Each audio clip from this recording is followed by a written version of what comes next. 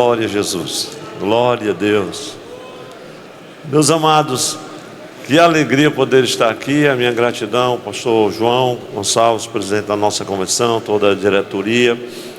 Rever a tantos dos nossos queridos e amados pastores aqui, nesse dia tão especial, em que a palavra do Senhor é como diz o texto de Deuteronômio, goteja sobre nós como um orvalho. Glória a Deus. Que bom, que momentos preciosos estarmos aqui. E que momento especial de poder ouvir o servo de Deus, pastor Elias, trazendo esta palavra tão santa, tão preciosa, tão graciosa da parte do Senhor. E eu estou aqui como escrito aos Hebreus, ali na galeria dos heróis da fé. Que mais direi eu? Que mais direi? Faltar-me-ia tempo, né? Glória a Deus. E como é bom, irmãos, ouvir a palavra de Deus. A palavra de Deus é inesgotável, é preciosa. E cabe a mim trazermos também uma palavra. O presidente disse: pastor Antônio, o senhor vai levar uma palavra, o senhor vai pregar depois do pastor Elias. Eu disse: Senhor, tu conheces, tem misericórdia do teu servo, viu? Mas, meus amados, a nossa diretoria pensou no tema da integridade. É sobre isso que a gente está ouvindo desde ontem.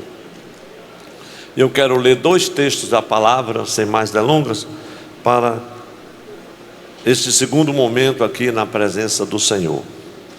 O livro de Jó, que foi o texto escolhido, Jó 1:1, e também lermos um texto de Apocalipse no capítulo 2, versículos 1 a 7. Primeiramente, Jó 1:1. Havia um homem na terra de Uz, cujo nome era Jó, homem íntegro e reto, temente a Deus e que se desviava do mal. Quem já pode dizer um amém para Jesus? Apocalipse capítulo de número 2, versículos 1 a 7. Ao anjo da igreja em Éfeso escreve: estas coisas diz aquele que conserva na mão direita as 7 estrelas e que anda no meio dos 7 candeeiros de ouro. Conheço as tuas obras, assim o teu labor como a tua perseverança, e que não podes suportar homens maus, e que puseste à prova os que a si mesmos se declaram apóstolos e não são, e os achaste mentirosos, e tens perseverança e suportaste provas por causa do meu nome, e não te deixaste esmorecer. Tenho, porém, contra ti que abandonaste o teu primeiro amor. Lembra-te, pois, de onde caíste, arrepende-te e volta à prática das primeiras obras. E se não, venho a ti e moverei do seu lugar o teu candeeiro, caso não te arrependas. Tens, contudo, a teu favor que odeias as obras dos nicolaítas, as quais eu também odeio. Quem tem ouvidos, ouça o que o Espírito diz às igrejas. Ao vencedor dar-lhe-ei que se alimente da árvore da vida, que se encontra no paraíso de Deus. E todos podem dizer amém? Amém. Glória a Deus para sempre. Meus amados, o Senhor tem trazido uma palavra ao nosso coração para compartilhar convosco neste tema da integridade, que é tão recorrente nas nossas escolas bíblicas de obreiros por este Brasil afora. E esse é um tema que está presente independente da temática, por assim dizer. E como todos nós sabemos, assim, em brevíssimas palavras, falar sobre a integridade, a gente sabe do significado, você encontra nos dicionários. Todos nós temos um conceito do que isso significa, do que isso representa, porque na verdade o conceito que é mais contundente, o conceito que expressa a mais profunda da realidade, é aquele conceito que cada um de nós pessoalmente, individualmente tem sobre integridade, a vida íntegra.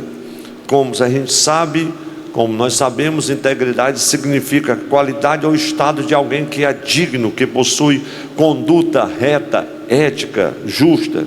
É sinônimo também de honestidade, retidão, imparcialidade. A integridade aponta para a qualidade ou estado daquele que é íntegro, que é completo.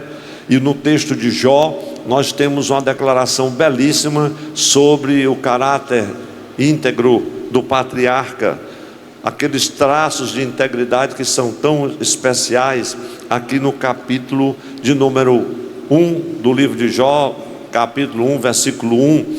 E o texto sagrado diz que havia na terra de Uz um homem cujo nome era Jó, e este homem era íntegro e reto, temia Deus e desviava-se do mal.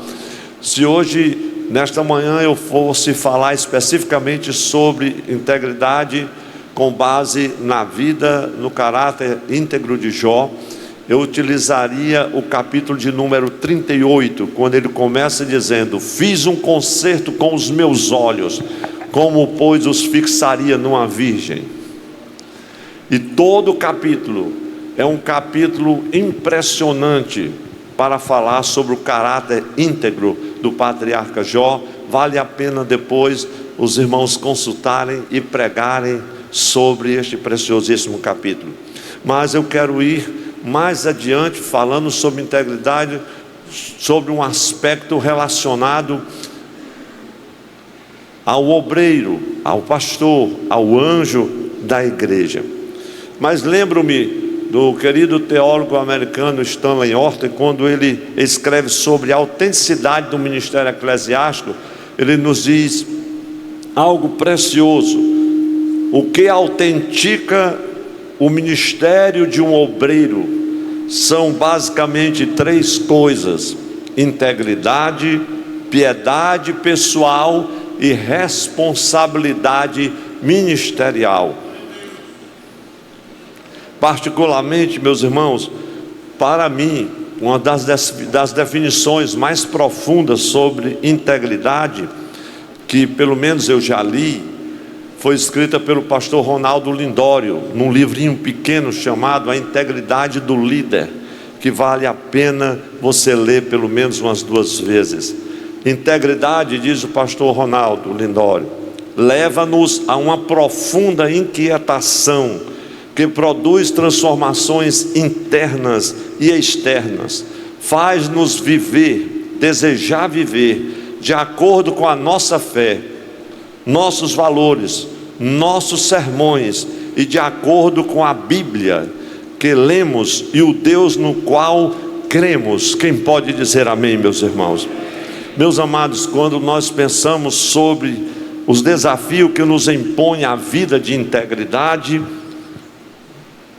a vida de um ministro do Evangelho, o como devemos viver, como devemos andar, nós tememos e trememos diante de Deus só em pensar nas qualificações necessárias para o exercício do ministério. Quantas dificuldades na teologia para serem compreendidos, quantos pontos essenciais da fé são obrigatoriamente necessários conhecer, quantos textos obscuros têm que ser explicados, quantos deveres precisam ser cumpridos, quantos pecados devemos evitar, quantas tentações sutis precisam ser vencidas, quantos problemas opressivos de consciência temos que resolver quase todo dia, meus irmãos. São desafios tremendos, meus irmãos, e vendo como estes desafios pesam sobre nós, eu fico a imaginar mesmo que classe de homens nós devemos ser em todos os nossos esforços para realizar a obra de Deus e nos mantermos íntegros, tementes, retos diante do Senhor. E foi pensando nessa realidade que o Senhor despertou meu coração para compartilhar o tema da integridade nessa EBM, nessa Escola Bíblica de Ministros, com base no texto de Apocalipse 2, 1 a 5. Porque nesse texto a questão da integridade, ela é tão séria que pode determinar a falência. Tem aqui um eco, né, que eu acho que eu acho que é porque acho que é o microfone mais próximo, né? Então, nesse texto de Apocalipse, meus irmãos, a questão é tão séria porque pode decretar, significar a falência da própria igreja e também do ministro, do seu pastor. A mensagem de Cristo às igrejas da Ásia é uma mensagem que revela, e todos nós sabemos disso, porque nós estamos falando para os pastores que pregam a palavra praticamente todo dia. E essa mensagem de Cristo às 7 igrejas da Ásia, tão conhecida, é aquela mensagem que revela o que Jesus ama e deseja ver na igreja, mas é também uma mensagem daquilo que revela o que Jesus repele e condena dentro da igreja.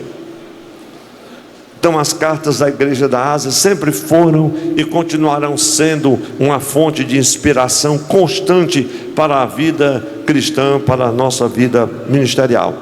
Meus irmãos, o ensinamento que sempre me chamou a atenção está ligado ao fato de que essas cartas dirigidas aos pastores, às igrejas, aquelas 7 cartas, todos nós sabemos bem, ao pastor da igreja de Éfeso, Esmirna, Pérgamo, Tiatira, Sardes, Filadélfia, Laodiceia.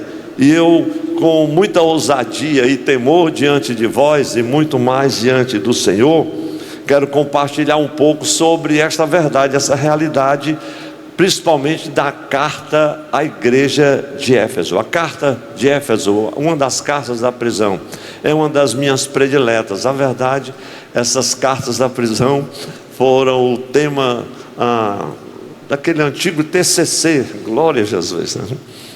E a carta começa assim: eu conheço as tuas obras, conheço as tuas obras. Meus irmãos, desde ontem, que a graça do Senhor, há um mover de Deus entre nós, é algo que está tocando os nossos corações. São como uma espécie de relâmpagos, é assim que eu vejo, com pequenos raios, que parece que estão tocando os nossos corações, que tem endereços certos, glória a Deus. É como aquele querubim que voava com a brasa viva, e ele ia, localizava a área que precisava ser tocada. No caso de Isaías, que era linguarudo, ele tocou a língua, glória a Deus. No seu caso eu não sei, mas os anjos, quem sabe os querumbins do Senhor estão com brasas vivas, tiradas da tenaz, estão indo ao encontro de cada um de nós, e há uma palavra específica de Deus. É esse mover de Deus que eu sinto aqui, desde ontem, na hora daquela pregação que o pastor Elias fazia. E nesse momento, pela manhã, mais uma vez, nós vemos esses relâmpagos. Não escureceu, o tempo não fechou, pelo contrário, o céu se abriu aqui, glória a Deus. E eu estou lembrando que há alguns anos atrás, nós compartilhamos com a igreja aqui em Fortaleza, de forma muito recorrente e intencional, eu e mais o nosso grupo de pastores, sobre a temática do ser versus fazer. E uma das coisas que foi mais exposta de forma contundente, por que não dizer, está relacionada ao fato do que fazemos, ou seja, as nossas obras. E o texto começa dizendo assim: eu conheço as vossas obras, e que as nossas obras devem ser uma extensão daquilo que nós somos, ou seja, o nosso caráter. A verdade, meus irmãos, é que esse é um assunto confrontador, mas a mensagem que nós estamos ouvindo nessa escola bíblica é uma mensagem, meus irmãos, pastor, a mensagem de ontem foi forte, mas mensagem para obreiro tem que ser forte mesmo. Mensagem para obreiro tem que ser forte, não pode ser aquele caldinho de caridade, irmão, uma mistura, não, irmão, é porção forte da palavra de Deus. O que nós ouvimos hoje foi doutrina na sua essência mais forte e poderosa, glória a Deus. E olha que o pastor Elias fez só a introdução para falar sobre a autoridade, glória a Deus, aleluia. E eu fico assim pensando, essa questão do ser, do fazer, é um assunto confrontador. E por quê, pastor? Porque no dia da prestação de contas, meus irmãos, perante o Senhor, as obras não serão uma justificativa para a ausência de santidade e do caráter de Cristo em nossas vidas. Se você puder, abra comigo em Mateus capítulo 7, ali no Sermão do Monte, no final, versículo 22 e 23, o texto diz assim: muitos naquele dia hão de dizer-me: Senhor, Senhor, porventura não temos nós profetizado em teu nome, e em teu nome não expelimos demônios, e em teu nome não fizemos muitos milagres? Então lhes direi explicitamente: nunca vos conheci, apartai-vos de mim, os que praticais a iniquidade. Observe, meus irmãos, observe que Jesus não chama essas pessoas aqui de mentirosas, alegando que nada daquilo que de fato foi feito, realmente não foi feito em seu nome. Jesus nos diz isso. Isso nem mesmo é contestado. Essas pessoas de fato realizaram obras do ministério em nome de Jesus, e tem mais, e tiveram resultados. No entanto, o fazer não suprime a necessidade de ser, não suprime a necessidade de ter caráter que reflita santidade, compromisso e integridade com o Senhor. Então a mensagem de Cristo enviada ao anjo, ao mensageiro da igreja em Éfeso, aqui encontrada em Apocalipse, revela que havia uma crise naquela igreja, e o Senhor estava enviando uma carta para que aquela crise fosse solucionada. E eu quero apresentar essa crise que havia ali naquela igreja. Eu creio, meus irmãos, eu creio que a crise existente na igreja de Éfeso era basicamente uma questão aparentemente simples, mas estava relacionada com duas palavras que o pastor Elias já citou na sua pregação, tanto ontem como aquele relâmpago, como um facho de luz, e hoje mais uma vez a mesma palavra. A crise tratava-se de performance versus identidade. E você pode acompanhar comigo. Nós estamos falando de uma igreja, a igreja de Éfeso era uma igreja de alta performance, e nós temos muitas dessas igrejas hoje. Nós somos pastores de igreja. Veja o que isso representa dentro do contexto de Apocalipse. Você está com a Bíblia? Abra comigo, capítulo 2, e veja o que é uma igreja de alta performance. Capítulo 2, versículo 2, 3 e o 6, que Jesus vai exaltar agora as obras do ministério de uma igreja de alta performance, a igreja de Éfeso. E ele começa: conheço as tuas obras. Olha só, ele está dizendo isso de uma forma bem positiva. Ele diz assim: tanto o teu labor, eu sei que você é uma igreja que trabalha, eu sei que você é uma igreja que tem compromisso com o evangelismo, com discipulado. Eu sei que você é uma igreja atuante na área de missões, uma igreja que tem compromisso com a área do ensino. Ele diz: eu sei o teu trabalho. E veja mais o que é uma igreja de alta performance: a tua perseverança. Ele está falando ao pastor. E que também que tu podes suportar os maus. E não é fácil suportar gente de índole maligna, principalmente um pastor de índole maligna. Pastor, não sabia que tinha esses pastores assim. Pois saiba que tem mesmo. E nós estamos aqui na escola bíblica para falar sobre isso. Alguns não vieram a EBO porque são dessas línguas, dessas mentes. Aliás, talvez um ou dois, não sei. Eu estou em casa, posso falar algumas coisas. O presidente disse: pastor, eu vou resolver um problema, mas eu estou aqui com o resto da diretoria, não posso nem exagerar. Mas irmãos, a igreja de alta performance é assim: suporta até os maus, convive com essas pessoas, ama essas pessoas.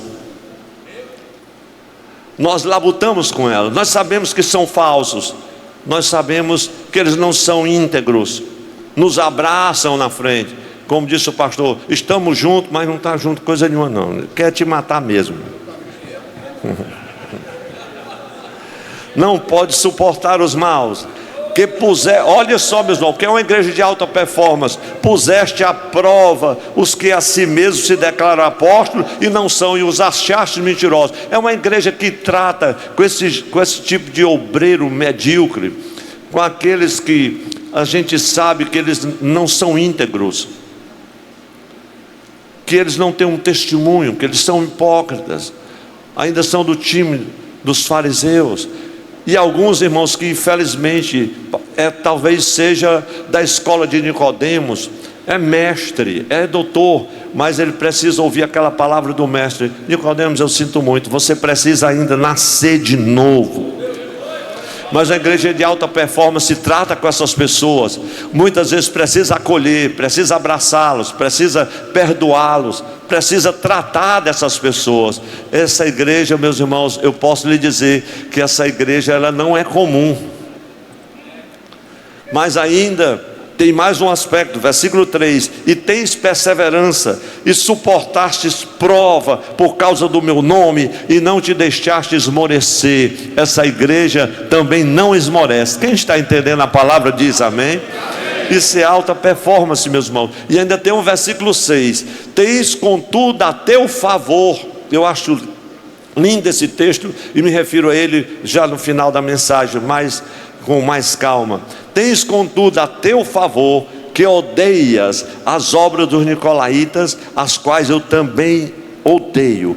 Veja, meus irmãos, que a carta do Senhor, apesar de exaltar a igreja por obras tão especiais, ou seja, a sua performance, vendo o restante aqui da carta, que o remetente expõe uma crise desta relação da performance versus a identidade, o abandono do primeiro amor. Está faltando uma coisa: o que identifica o discípulo é o amor. Glória a Deus. Pode faltar tudo, mas não pode faltar o amor. Ainda que eu fale a língua dos anjos e dos homens, se eu não tiver amor, nada aproveita. Ainda que eu tenha um dom de profetizar e conheça todos os mistérios e toda a ciência, e tenha uma fé tamanha a ponto de transportar os montes, se não tiver amor, será como sino que retinge, não tem valor. E ainda que eu dê, você observa essas três expressões: ainda que eu fale, ainda que eu tenha, ainda que eu dê. Se faltar o amor, ainda que eu dê o meu corpo, ainda que eu dê todos os meus bens, meu corpo para ser lançado ao fogo, se não tiver amor, meus irmãos, quem lembra do texto de João, capítulo 13, versículo 34 e 35, quando Jesus afirma que nos dá um novo mandamento: que vos ameis uns aos outros, assim como eu vos amei, que também ameis uns aos outros. Nisto conhecerão todos que sois meus discípulos. Essa é a marca do discípulo, é que nos identifica. Então, o amor é a marca registrada do cristão. Como podemos ler, meus irmãos, aqui em Apocalipse 2, quem está com a Bíblia continua aberta, nos versículos 4 e 5, o Senhor adverte aqui que se o pastor, ou seja, a estrela, prosseguisse no pecado de não o amar intensamente, o que na verdade era uma violação do maior mandamento, ali de Marcos 12, haveria sérias consequências. Veja o versículo 4: tenho, porém, contra ti que abandonaste o teu primeiro amor. Lembra-te, pois, de onde caístes. Isso é muito incrível, meus irmãos. Arrepende-te, volta, pratica as primeiras obras, senão venham a ti e te moverei do seu lugar, e moverei do seu lugar o teu candeeiro, caso não se arrependa. Meus irmãos, tomem até aqui como uma brevíssima introdução, e eu já vou agora mais rápido a mensagem da palavra vivificada do Senhor.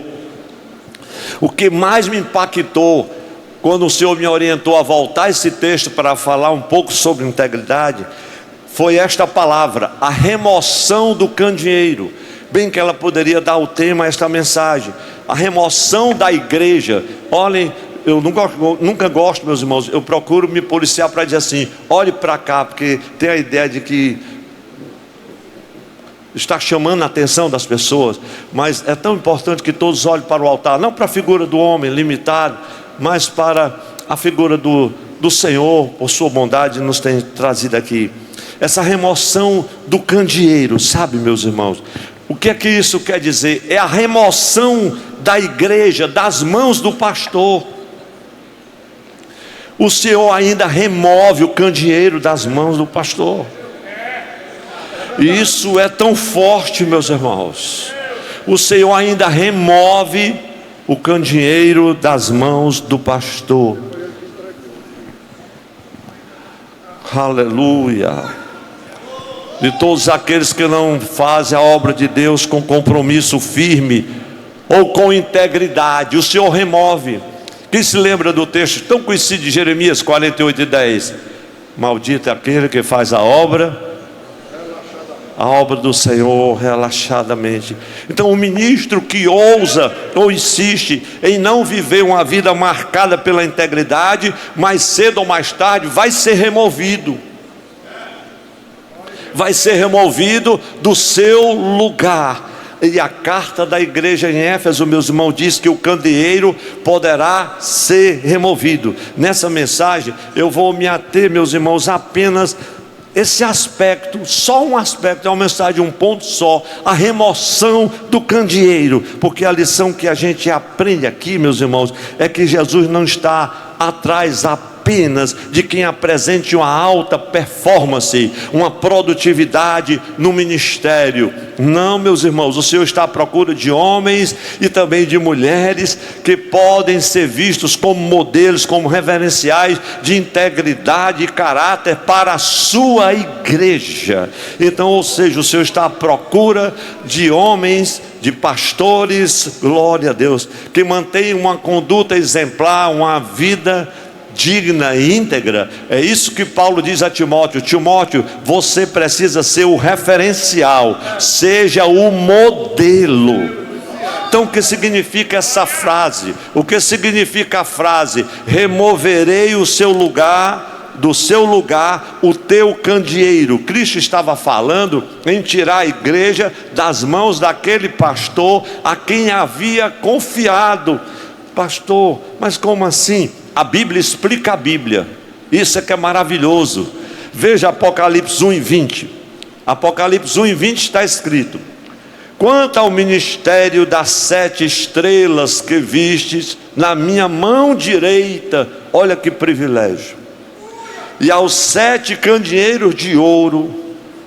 As 7 estrelas são os anjos das 7 igrejas, e os 7 candeeiros são as 7 igrejas. Hoje nós estamos aqui falando para os candeeiros e para as estrelas, glória a Deus. O Senhor está dizendo aqui àquele ministro de alta performance que produz muito. E eu digo assim, em qualquer área do ministério, inclusive na área pastoral, até estrutural, ele está dizendo o seguinte: você que trabalha muito, que constrói muito, que corre muito, e que não para, e que não tem mais tempo para nada, nem para viver você está tendo mais tempo. Ele está dizendo para você que todo ativismo e todo serviço prestado na obra do ministério, que for realizado misturado com o pecado, não interessa para Deus. Não fique triste nem chateado, você não vai magoar quem está ao seu lado, mas diga assim: dura esta palavra. E nesse tocante aqui, meus irmãos, o texto é inflexível. O ministro que mistura o serviço da obra do Senhor com o pecado, fatalmente vai ser removido da sua posição de liderança. Quem está dizendo não sou eu, é a palavra. Veja Apocalipse 2:5. Lembra-te, pois, de onde caíste, porque ele já caiu. E o texto diz: arrepende-te. Não, pastor não tem que se arrepender. Meus irmãos, pois nós temos vivido cultos ultimamente, que quando a gente está pregando a glória de Deus, que a gente olha, tem obreiros, tem presbíteros, tem diáconos, para receber a oração na frente. Não, mas eu sou pastor, não preciso mais me arrepender. Tem uns que têm medo até de vir ao altar para receber uma oração. Não vou nem pedir oração, pode pensar que eu estou desviado. Mas tem uns que estão mesmo, precisa vir. Lembra-te de onde caíste. Meus irmãos, depois que a cabeça vai ficando mais branca, a gente vai ficando mais afoito, né? O pastor Elias maneirou, porque ele não tem cabelo branco ainda, mas ele vai arrochar. Lembra-te de onde caíste, arrepende-te, volta à prática das primeiras obras. Ele está dizendo: se arrependa, volte, meu filho, você caiu, mas se arrependa, volte. Glória a Deus. Pratica aquelas primeiras obras de integridade, de fidelidade, de lealdade, de submissão. Pratique. Aí ele vai e diz assim: se não, meu Deus, parece coisa de cearense, se não, como diz um certo pregador, parece que eu estou vendo um anjo dizendo assim: se não, com aquele dedo apontado. Não, não vou dizer isso. Se não, venham a ti. Quem vem, irmãos, não é o presidente da convenção. Quem vem não é o pastor da igreja. Quem vem é o Senhor mesmo. Eu venho a ti, é Ele que vem. Tem gente que diz assim: eu mostro como a convenção não me tira, eu mostro como não sai daqui, eu mostro como não sai, eu entro com a liminar, eu boto um processo. Aí diz: eu vou e tiro você.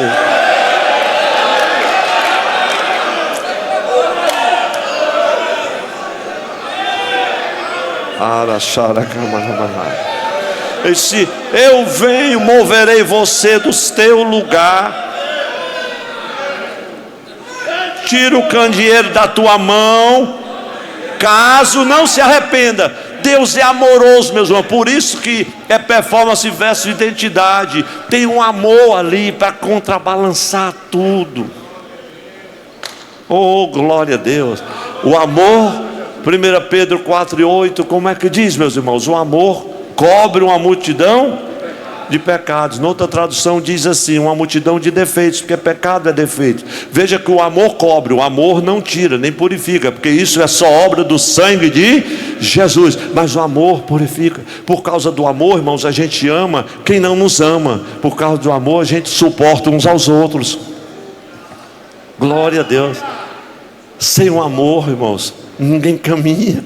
Oh, glória a Deus. Então essa expressão venham a ti significa nesse texto uma visitação especial de julgamento. Eu penso que o Senhor remove do lugar não somente o candeeiro, a igreja, mas também as estrelas, os pastores, os líderes. E em muitos casos, irmãos, o Senhor remove até mesmo a igreja. Não só a igreja, quanto o pastor. E quando Paulo, isso é muito interessante, isso me faz lembrar e me remete a 1 Timóteo 3:1, aquele texto tão conhecido nosso, quando Paulo escreve: aqueles que almejam o episcopado. Ele destaca o bispo aqui e diz assim, que esse homem tem que ser irrepreensível, ou seja, andar em integridade. E Paulo vai apresentar, meus irmãos, em Timóteo 3:1 e os versículos seguintes, uma lista que você pode conferir, 16 qualificações que o obreiro deve ter. Quando você soma todas as qualificações, a lista dos presbíteros, né, dos bispos com os diáconos, e é interessante aqui que todas essas qualificações, essas qualificações, a gente observa que envolve habilidade. Todas envolvem habilidade. Todas as qualificações, elas falam de caráter. Só uma fala sobre habilidade. A questão, veja como isso é lindo.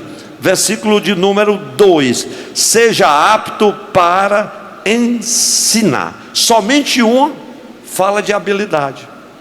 As demais qualificações apresentam traços do caráter. Eu não vou ler todo o texto, mas somente aqui passando com o que os irmãos já conhecem. Seja irrepreensível, sim ou não, meus irmãos?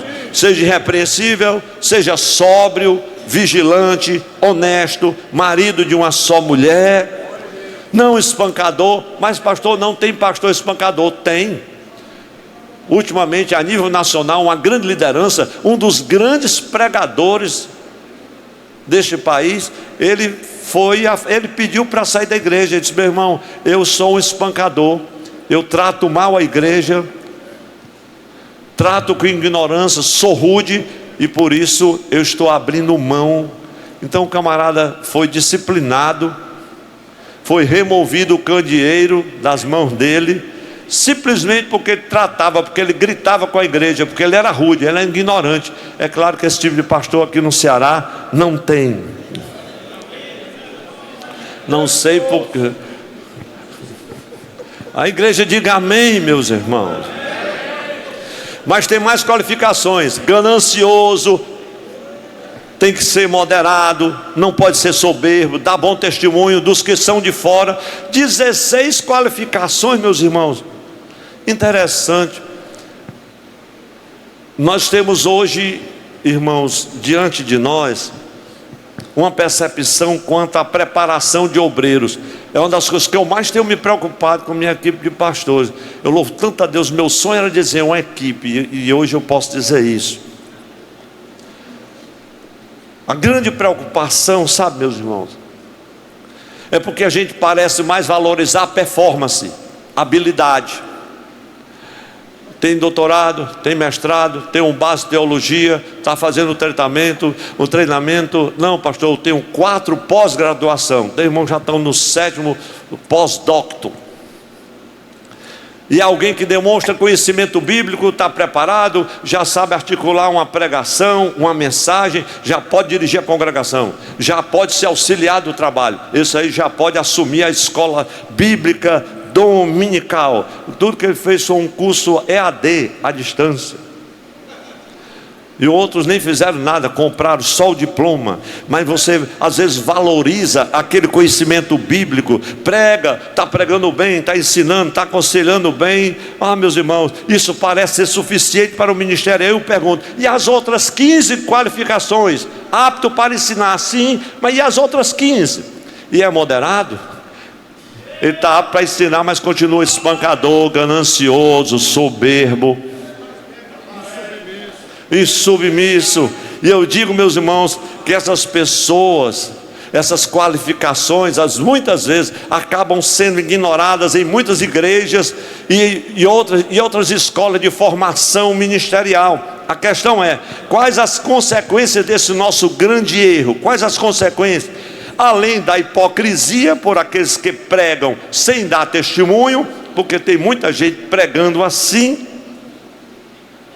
sem dar um testemunho de vida, não tem testemunho exemplar. Ultimamente nós convidamos um preletor para trazer uma palestra em um evento nosso. Quando a gente olhou, quando eu olhei para ele, eu não vi a aliança no dedo. Aí eu me preocupei: meu Deus, cadê a aliança desse moço? Eu conheci casado. Aí depois eu perguntei ao meu amado que tinha convidado: fulano não está mais casado não? Eu disse: pastor, é interessante, eu nem vi aliança. Aí depois eu soube: não, é porque ele descasou. E aí como é que a gente, quer dizer, para a gente convidar um obreiro agora, precisa até mandar uma foto, você ainda está com aliança, cara. Olha, então com a esposa.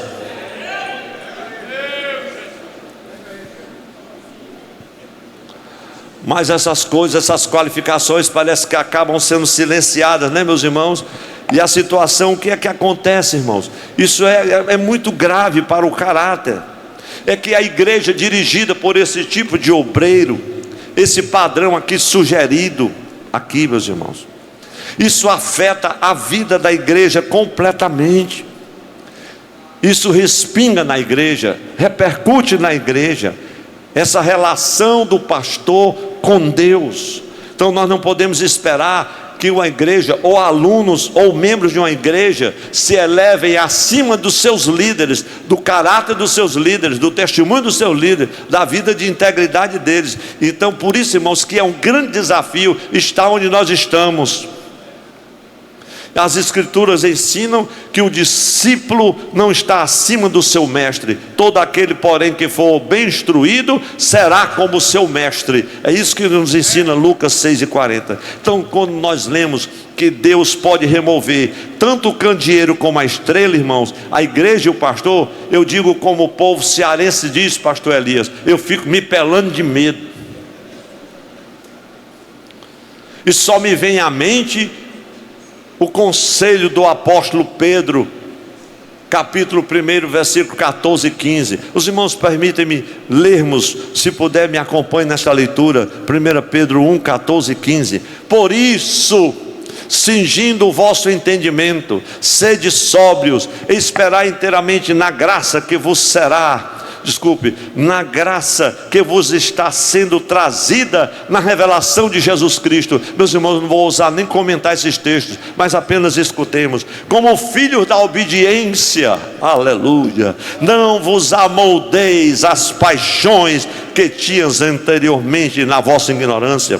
Pelo contrário, segundo é santo aquele que vos chamou, tornai-vos santos também vós mesmos em todo o vosso procedimento, porque está escrito, e toda a igreja diz, porque está escrito,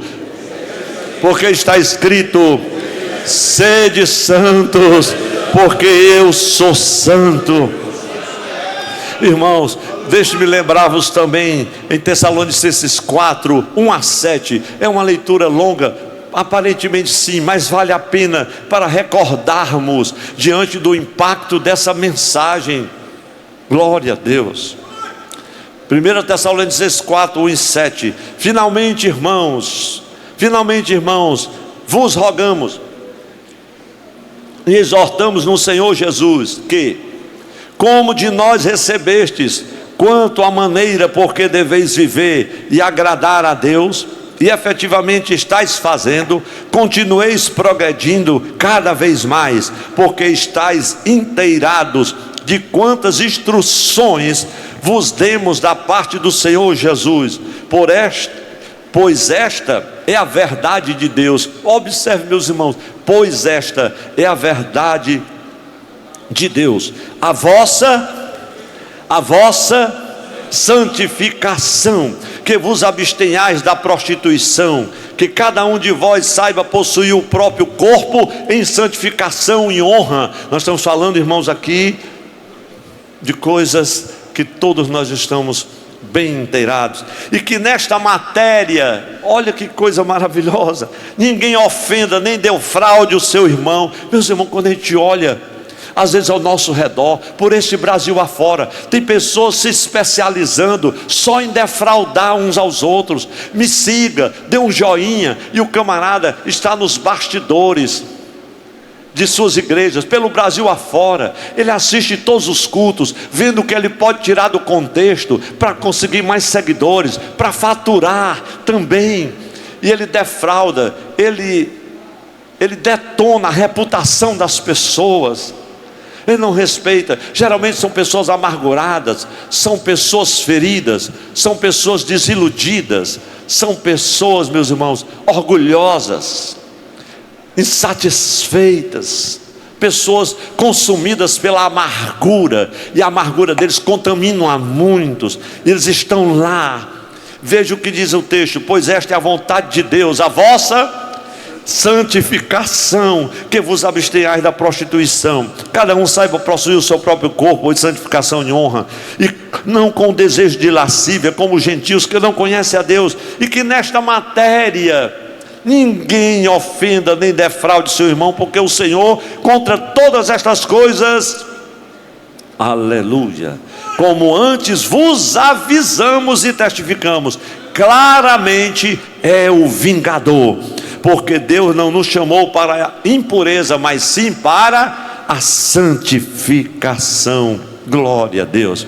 Meus irmãos, eu lembro-me de Thomas Watson, um pastor presbiteriano inglês, século 17, ele falando sobre um texto precioso sobre a santidade, um dos seus sermões, ele conta uma história para ilustrar. Ele fala que Xerxes, o rei da Pérsia, quando ele invade a Grécia, a ordem era destruir todos os templos, e isso foi consignado mesmo, todo o templo fosse completamente destruído. Mas quando chegaram diante do templo de Diana, a estrutura, a beleza era tão magnífica, que ele disse: não, nós vamos poupar esse templo. E Thomas Watson, ele usa esse fato para dizer essa seguinte expressão que me tocou profundamente: que a alma que tem a beleza do brilho da santidade em si será preservada pela glória da sua estrutura. Eis aqui a cada um de nós, meus irmãos, se a beleza do brilho da santidade do Senhor, dessa integridade, estiver no templo espiritual de nossa vida, a nossa estrutura, aleluia, será preservada, a estrutura desse templo, por causa da glória do Senhor. Meus irmãos, se não for muito, vamos dar uma glória a Deus por isso. É por isso que a gente está aqui. Vale a pena andar em integridade. Não é fácil, mas vale a pena resistir à carne, resistir o diabo, resistir a si mesmo, resistir o mundo. Oh, glória a Deus. Deus não permitirá que o teu templo, que o nosso templo seja destruído. Mas, meus irmãos, e agora desejo já concluir fazendo aqui um breve comentário dos versículos iniciais de Apocalipse 2, 1 a 5. Ao anjo da igreja que está em Éfeso escreve estas coisas: diz aquele que conserva a mão direita as 7 estrelas e anda no meio dos 7 candeeiros de ouro. Você pode levantar a sua mão comigo, meus irmãos, se não for muito. Eu sei que alguns obreiros não conseguem se concentrar, mas nós que estamos aqui, Deus fala. Meus irmãos, eu aprendi uma coisa com o Espírito Santo: Deus fala com quem mostra interesse. Deus só fala com quem mostra interesse. O Senhor está dizendo aqui que Ele conserva os pastores, aleluia, na sua mão direita. Ele nos guarda, Ele te protege, Ele te guia, Ele fala contigo, Ele te consola, Ele ouve o teu gemido, Ele te acolhe, Ele te entende, Ele te acompanha nas tuas fraquezas e nas tuas tentações. É Ele que te levanta. Oh, glória a Deus. Por isso que o salmista no Salmo 118, versículo 5 diz assim: a destra do Senhor faz proezas, e faz mesmo. Se não fosse essa mão dele a nos segurar, meus irmãos, quem seríamos nós? Isaías 41 e 10, aquele texto lindo: não temas, porque eu sou contigo. Não te assombres, porque eu sou o teu Deus. Eu te fortaleço, eu te ajudo e te sustenho com a destra da minha justiça. Se não for, perdi muito. Levante a sua mão mais uma vez e diga assim: obrigado, Senhor, porque é o Senhor que me sustenta. E dizer ao companheiro que está ao seu lado, para alegrar o coração dele e até passar fome, diga assim: é Deus que te sustenta. Glória a Deus. Meus irmãos, o Senhor anda no meio dos candeeiros. Quem crê que Ele ainda anda no meio da igreja? Ele ainda anda no meio da igreja. E quando Ele anda no meio da igreja, Ele não quer ver uma igreja que está secando, uma igreja que está murchando, uma igreja morna, uma igreja que tem nome de viva, mas está morrendo. Falta aquele colírio, falta aquela vida, aquele frescor. Os crentes estão indo embora, meus irmãos, estão indo embora porque está faltando palavra, está faltando graça, está faltando unção, está faltando pastoreio, está faltando caráter, está faltando integridade na vida do pastor, na família do pastor, está faltando alguma coisa. A igreja foi fatiada, a igreja está entregue, meus irmãos. Eu não vou dizer às moscas, mas está fatiada porque ela está entregue nas mãos de outras lideranças. E quando uma liderança enfraquece, seja por debilidade física, intelectual, ou seja, uma debilidade espiritual ou de integridade, uma liderança leviana vai tentar se levantar e se autoestabelecer. Meu amado irmão, eu às vezes me preocupo: pastor, a congregação tal está secando, o que é que está havendo? O dirigente, eu me lembro que há uns anos atrás, quando eu cuidei, a congregação era pequena, e os irmãos, meus irmãos, é impressionante, não tem um irmão que ligue, não tem um diácono, um presbítero que dê uma ligação para o coordenador setorial, nem para a direção da igreja. Mas Deus usa as mulheres nesta hora, porque as mulheres se levantam, e uma irmã vai levantar, E as irmãs ligam: pastor, o senhor sabia que 3 cultos de doutrina nós estamos assistindo só filmes, porque o dirigente está viajando? Eu não sabia. Aí quando a gente diz: meu irmão, você precisa sair. Irmão, pense numa luta grande. Deus foi quem me chamou, só quem me tira é o Senhor. Ele tira e eu também, meu irmão. Você está passando só filme. Pastor, porque eu estou ocupado. Aí o Senhor vem e remove. Aí depois fica por ali, glória a Deus. Pastor, dá para dar minha carta, porque eu tenho uma obra para fazer, eu estou indo em outra direção, e eu estou convidado, e lá eu vou fazer assim. Eu digo: vai em nome de Jesus. Eu fico muito penalizado com o pastor que vai receber, porque como dizia meu querido amigo, pastor, meu presbítero Duquinha, lá em Juazeiro do Norte, final dos anos 80, pastor Tom Zé, deixa aí, é assim mesmo, vamos orar por ele, dê a carta, porque tartaruga para onde vai, leva o casco. Essa é uma realidade mesmo, meus irmãos. E a igreja fica assim: a irmã do ciclo de oração dá doutrina, o jovem dá doutrina, fulano faz isso, os ministérios específicos agora é quem coordena tudo. A igreja, a pregação está terceirizada. Não, meus irmãos, tem uns companheiros que nos ajudam, mas você ainda é o anjo, é a estrela que o Senhor colocou ali. Por quê, pastor? Porque simplesmente você não tem tempo mais de pastorear, não tem mais tempo de ler. Tem tempo para empreender, tem tempo para performance, tem tempo para fazer muitas coisas, mas para estar identificado com o amor de Cristo ali na igreja. Aí a palavra vem no versículo 3 e diz assim: conheço as tuas obras, tanto o teu labor como a tua perseverança, e que não pode suportar homens maus. Meus irmãos, já estamos concluindo a palavra, mas você precisa estar bem atento agora. E que não pode suportar homens maus, e que puseste à prova os que a si mesmos se declaram apóstolos e não são, e os achaste mentirosos. Pastor, o senhor já passou aí, tenha paciência que você precisa passar de novo. Uma das virtudes que o senhor reconheceu no pastor da igreja de Éfeso me chama muita atenção, meus irmãos.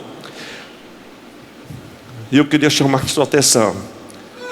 Aquele pastor da igreja de Éfeso, ele não suportava homens maus no seio da igreja,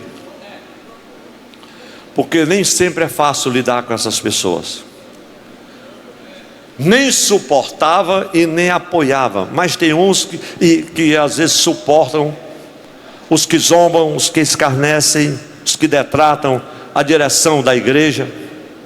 Eu louvo a Deus porque Deus está levantando uma geração que irá mudar essa situação. E eu posso dizer, debaixo do sangue de Jesus, com muita humildade e temor diante desse altar, eu me incluo nessa tarefa. E louvo a Deus porque alguns dentre os nossos pastores, alguns têm me ajudado nessa tarefa. Infelizmente alguns desistiram, consumidos muitas vezes pela inveja, a mágoa, partiram. E hoje essas pessoas, alguns nos destratam. Tem uns até que amaldiçoam, mas apesar da maldição deles, o Senhor continua nos abençoando e nos guiando na obra do ministério pastoral, porque era importante, meus irmãos, tratar com essas pessoas. O pastor da igreja de Éfeso, o Senhor disse: olha, eu quero dizer para você, eu conheço as suas obras, eu vou dar 10 para você, porque você não pode suportar homens maus. Muitos, meus irmãos, desses, graças a Deus, se arrependeram, voltaram, pediram perdão, glória a Deus. Mas eu afirmo aqui com convicção, meus irmãos, não há nenhum pastor aqui presente, aqui nesta hora, que não tenha sofrido ao lidar com obreiros ou mesmo crentes que são escarnecedores e zombadores. Falei demais? Se falei certo, quem concorda, diga só um amém. Quem concorda? Todos nós já lidamos, faz parte da jornada. Moisés lidou, nós acabamos de ouvir, glória a Deus. Miriam, eu sei, meu irmão, por que o senhor arranjou essa neguinha da Etiópia? Eu não estou gostando não, você tinha que arranjar uma branquinha. Moisés, o que é isso? Você tem que ir na minha vida? Eu gosto é de morena. Aí disse: não, Miriam, você vai se meter na sua vida. De repente ela estava leprosa. Os irmãos estão entendendo? Glória a Deus. Zombadores e submissos, rebeldes. A índole, meus irmãos, de alguns ditos ministros é maligna mesmo, são influenciados por Satanás. Os camaradas zombam, proferem mentira, desdenham, escarnecem o companheiro de jornada nas suas atividades pastorais, na sua atividade institucional e até na igreja que o camarada está pastoreando, meus irmãos. Ele está ali se metendo, e a Bíblia nos diz como lidar. Irmãos amados, eu não sei se isso é falar forte demais, mas é a palavra que está dizendo. A Bíblia está nos ensinando a lidar com os escarnecedores e os zombadores. O que é que nós estamos esperando? A gente espera só a forma como Deus vai nos guiar. Mas veja como é que a Bíblia trata. Irmãos, vocês me permitem, eu quero mostrar Provérbios 22 e 10, onde eu passei ultimamente no meu culto doméstico. Provérbios 28 e 10. Eu vou ler aqui pelo menos umas 5 ou 6 traduções, para você ver como é que a palavra nos ensina a tratar com os zombadores e os escarnecedores. Provérbios 22 e 10, na NAA está assim: mande embora o zombador, e com ele se irá a discórdia, cessarão as discussões e a vergonha. Agora veja Provérbios 22 e 10 na NVI: quando se manda embora o zombador, a briga acaba, cessam as contendas e os insultos. Provérbios 22 e 10, Almeida Revista e Corrigida: lança fora o escarnecedor, e se irá a contenda, e cessará a questão e a vergonha. Na Bíblia Almeida Revista e Atualizada, Provérbios 22 e 10: lança fora o escarnecedor, e com ele se irá a contenda, cessarão as demandas e a ignomínia. Na NVT, Nova Versão Transformadora, Provérbios 22 e 10: mande embora o zelador, cessarão as brigas, e não haverá mais contendas nem insultos. Na Bíblia a Mensagem, Provérbios 22 e 10: a alma do perverso tem prazer na confusão. Irmão, tem uns camaradas que tem prazer na confusão. Ele diz como cearense, pastor Elias: eu quero é ver o mar pegando fogo para me comer peixe assado. Não um infeliz, um miserável. Ele quer comer peixe. A alma do perverso tem prazer na confusão. Ele não sente nada pelos amigos e os vizinhos. Na Bíblia, na Mensagem, não sente nada, meus irmãos. Não sente nada. Mas se você ainda achou pouco e quer outra versão, eu vou ler agora na Bíblia Católica, na Bíblia de Jerusalém. Provérbios 22 e 10 está escrito: expulsa o zombador. Parece que os católicos pegam mais pesado, manda expulsar logo. Expulsa o zombador, e a querela cessará, cessarão as demandas e o menosprezo. Meus irmãos, eu fico assim impressionante. Outras virtudes aqui que a gente pode notar no caráter desse pastor lá de Éfeso, glória a Deus. Ele não suportava os maus, e Deus valorizou aquilo. É que apesar da pressão que cercava a igreja, ele disse: olha, você tem perseverança, suporta a prova, não se deixou esmorecer. Eu quero estender minhas mãos sobre toda essa pastoral que está aqui hoje, glória a Deus. Meu irmão, não esmoreça. Recebe esta palavra aí, meu irmão. Se acha, meu irmão, não está fácil, não esmoreça. Diz assim o Senhor: não esmoreça, não recue, não desista, não volte atrás, glória a Deus. Não esmoreça, tu estás à mão direita do Senhor, Ele vai te guiar neste vale escuro, Ele está contigo, Ele vai te mostrar como é que acende a luz. A integridade, irmãos, depende do comportamento de cada um. A integridade fala de ser inteiro. Se alguma coisa depõe contra a nossa conduta ministerial, pessoal, familiar, precisamos trabalhar para corrigir essa fratura do caráter. Tenho porém contra ti, aqui, irmãos, é onde pesa. Tenho porém contra ti que você perdeu o primeiro amor. E aqui eu já encerro. Aleluia. Oh, meus irmãos, que palavra contundente. Algumas vezes você ouve esta palavra. Algumas vezes o obreiro está de joelho e ouve essa palavra: tenho contra ti. Outras vezes o obreiro está de joelho e ouve aquela palavra: põe a tua casa em ordem. É você e Deus. Tenho contra ti que abandonaste. E quando a gente fala desse primeiro amor, nós estamos falando de muitas outras coisas que envolvem. Tenho contra ti que abandonaste algumas responsabilidades na lida ministerial. Tenho contra ti que tu não pactua com a agenda da tua instituição. Meus irmãos, eu não quero expor aqui ninguém, mas eu fico assim impressionado. Uma vez por ano a nossa escola bíblica, uma vez por ano a nossa convenção estadual, mas boa parte dos obreiros, eles ignoram estar aqui, e eles dão uma desculpa, que é a inscrição. Não, meu irmão, é a integridade que está faltando. Me desculpe dizer, é a integridade que está faltando. Isso aqui chama-se responsabilidade. E assim diz o Senhor: tenho contra ti que tu faltaste à convenção, quando tu podia estar aqui hoje, ouvindo essa palavra, ou estas mensagens. Quem é que dá glória a Deus com isso? Só os irmãos que ainda estão com fome. Irmão, seja sincero, quem estiver com fome, diga amém. Pois aguento mais 5 minutos de mensagem, senão eu vou dizer: tenho contra ti que você quer sair do plenário.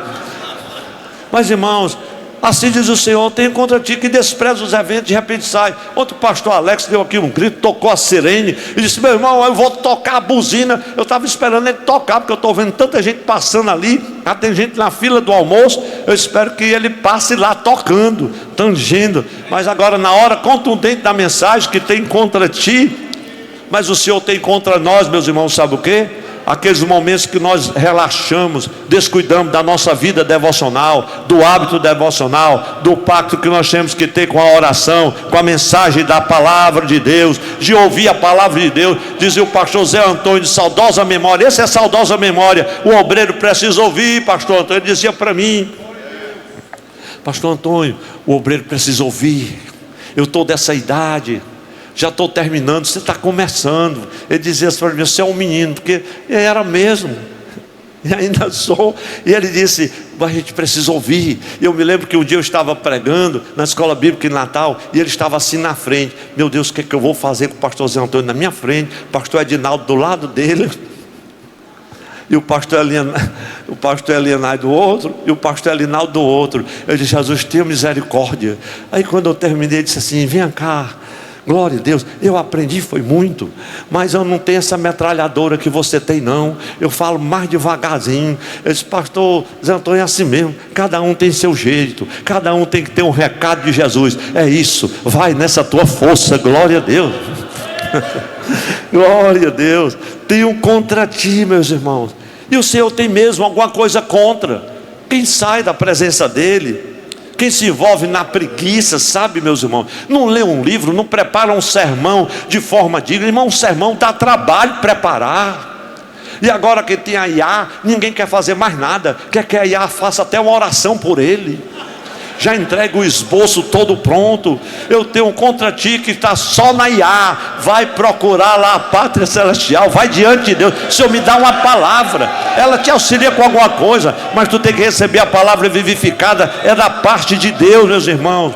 Ele tem contra ti que alimenta a mágoa, que só fala de tristeza, de insatisfação, não sente alegria, não tem mais prazer, irmão, de participar de um momento como esse. Eu vim aqui hoje, irmãos, eu vim com alegria para participar. Quem não tem alegria, irmãos, eu acho que não deveria estar aqui. Lembra-te de onde você caiu, glória a Deus. O Senhor tem contra ti como você trata a tua esposa, o teu filho, as tuas famílias, a igreja, o teu estilo. E ele diz assim: lembra-te de onde caíste, daquela tua vida piedosa, arrependa-te. E o Senhor está nos conclamando aqui ao arrependimento. Meus irmãos, eu já preciso terminar, já passei 10 minutos praticamente da hora, e lembrei-me que o Senhor está aqui com a mão direita, a sua destra, para segurar essas estrelas aqui, os pastores, para que o candeeiro não seja removido das nossas mãos.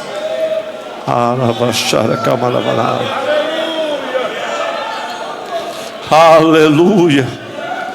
Irmãos, não se escandalizem, mas sabe o que o Espírito Santo fez lembrar agora? De uma canção do cancioneiro popular nordestino,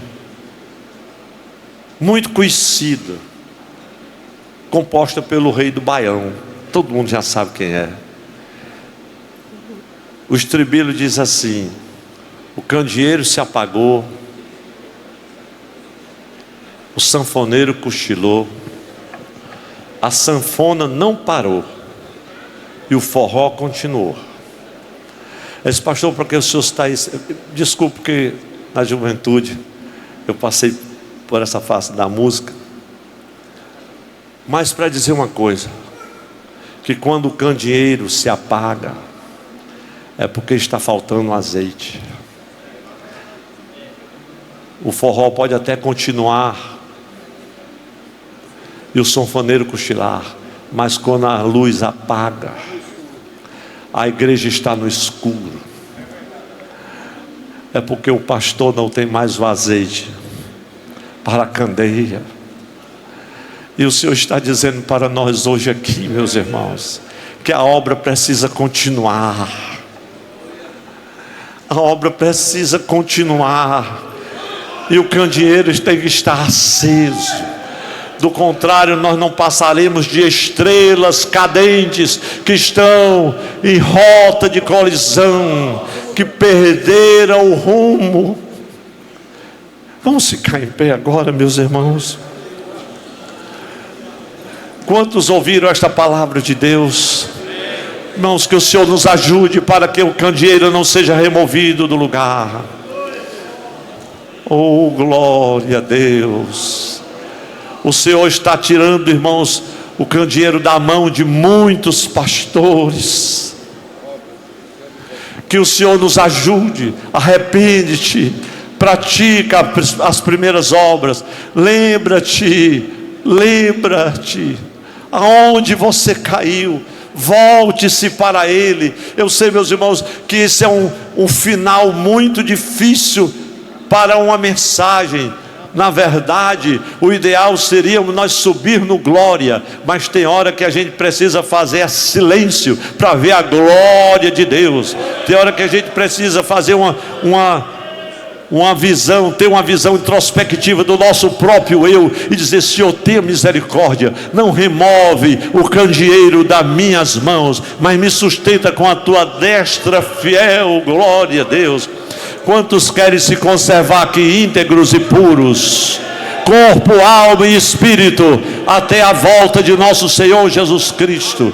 Meus irmãos, eu quero conclamar a todos, em nome de Jesus, a fazer uma oração. É uma oração de clamor, é orar em voz alta. Orar em voz alta é aquela teologia, os irmãos sabem que eu chamo de teologia do grito. É aquele negócio assembleando mesmo, é orar em voz alta. Então ore, então clame, porque o Senhor está aqui nesta manhã, meus irmãos. Queridos, não saia agora. Deus está falando, Deus está falando. Não saia agora, porque nós temos um aviso especial que o presidente autorizou. Então não saia, você não vai saber do que vai ser preciso para continuar. Eu não vou dizer o que eu tenho contra ninguém, porque eu não tenho nada contra ninguém, mas Ele sabe de todas as coisas. Meus irmãos, quem ainda tem força para levantar uma das mãos? Obrigado, meus irmãos. Estou vendo todas as mãos levantadas. Se você cansar uma mão, levante a outra, porque eu ainda creio naqueles mistérios lá. Enquanto o homem de Deus levanta a mão, tem vitória lá no vale. Quem sabe vai ter uma vitória hoje lá no vale, lá onde Josué está. Eu não sei qual, mas ele sabe. É a hora de você glorificar e exaltar o nome de Jesus. Pai de amor e de verdade, obrigado.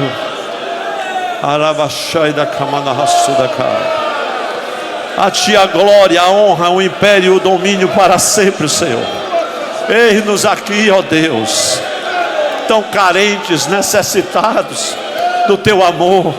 Temos nos preocupado muitas vezes com a performance, com a aparência, com o estilo, ó Deus, com tantas coisas. Estamos preocupados muitas vezes com a estrutura, ó Deus, com a aparência. E o Senhor está preocupado com coisas mais gloriosas, coisas simples, ó Deus, mas ao mesmo tempo essenciais.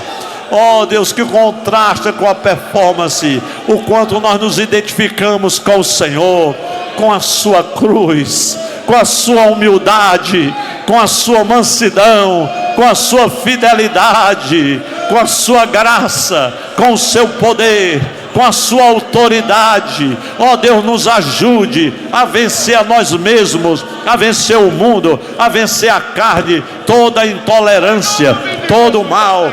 Deus, dai-nos graça para vivermos vidas piedosas, homens e mulheres que honrem o teu nome, a tua santidade, e viva o Senhor, ó Deus, e andem em santidade, porque sem ela nós não veremos o Senhor. Pai, muito obrigado por esta manhã, por esta reunião, por este tempo, pelo que o Senhor já falou, pelo que o Senhor ainda vai falar. Deus, ajuda, porque o candeeiro não será removido e nem a estrela se apagará. Em nome de Jesus eu oro, e quem orou comigo e foi abençoado, dá o maior amém para a glória de Deus. Amém. Abraça o companheiro ao seu lado e diga assim: o Senhor é contigo, não temas. Glória.